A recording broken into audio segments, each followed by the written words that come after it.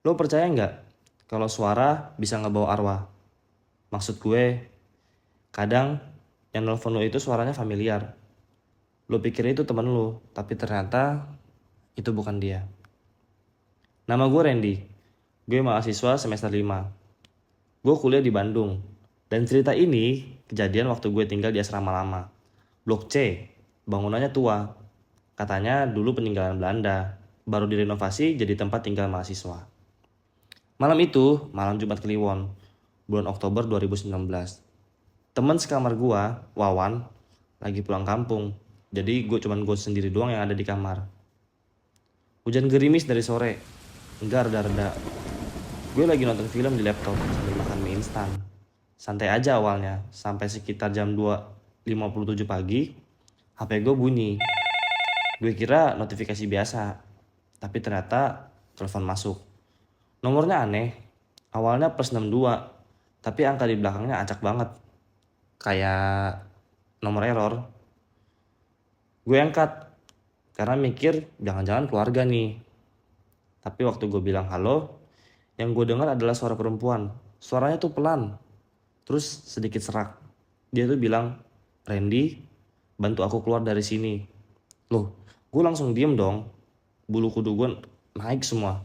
Suaranya mirip banget kayak Lintang.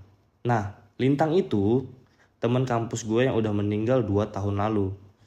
Dia itu meninggal karena kecelakaan pas mau pergi ke kampus. Tapi mustahil kan? Gue langsung buru-buru matiin telepon itu. 5 detik kemudian, HP gue bunyi lagi. Masih dengan nomor yang sama. Gue diem aja. Sengaja gue gak mau angkat. Tapi HP itu terus bunyi sampai 5 kali. Akhirnya gue cabut baterainya, gue lempar tuh ke kasur. Gue pikir udah selesai dan nih. Tapi lampu kamar gue tiba-tiba kedap-kedip. Lemari tua di pojok kamar ngebuka sendiri. Pelan, terus bunyinya tuh kayak berderit. Dan di tengah gelap, HP gue yang udah gue matiin, nyala lagi sendiri. Layarnya hitam, tapi ada file rekaman. Di dalam file itu ada suara tangisan, dan pelan-pelan suara itu bilang, aku di bawah, di ruang laundry. Loh, gue langsung ngerasa ada yang gak beres nih. Gue buka pintu, gue lari ke arah tangga. Asrama ini nih punya 3 lantai. Ruang laundry itu ada di lantai 1. Saat gue sampai sana, pintunya tuh tertutup rapat, terkunci. Tapi dari dalam ada suara ketukan. Tok, tok, tok. Dan suara perempuan nangis. Gue nempelin badan gue ke pintu, coba ngintip dari lubang kecil di atasnya. Dan yang gue lihat, seorang perempuan berdiri membelakangi pintu, bajunya putih, rambutnya panjang, hampir nyentuh lantai. Dia diem, dia nggak gerak sama sekali. Tapi tiba-tiba dia menoleh dan separuh mukanya hancur, kayak terbakar.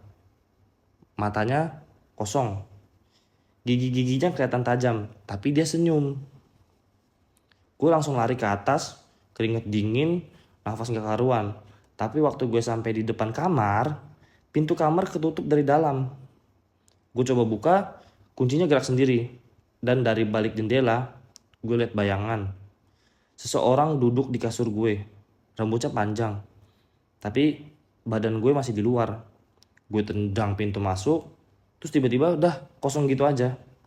Tapi waktu gue ngaca, gue sadar betul tuh, di belakang gue ada dia. Dia berdiri di belakang gue persis, melotot ke arah gue. Setelah itu gue udah gak inget apa-apa lagi. Gue bangun di pagi hari, kepala gue pusing, badan gue lemes, ternyata gue demam tinggi sampai 39 derajat. 2 hari tuh gue sakit. Teman-teman asrama cerita, mereka gak denger suara apa-apa. Tapi penjaga malam bilang, di blok C, dulu pernah ada mahasiswi yang bunuh diri di ruang laundry.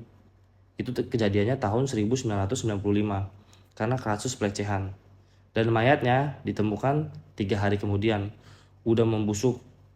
Sejak saat itu, tiap malam Jumat Kliwon selalu ada yang dapat panggilan dari nomor yang gak dikenal. Dan kalau nomor itu diangkat, arwah itu bakal datang. Jadi, kalau suatu hari lo dapat telepon jam 3 pagi dari nomor yang gak lo kenal, jangan angkat. Karena yang manggil biasanya itu bukan manusia.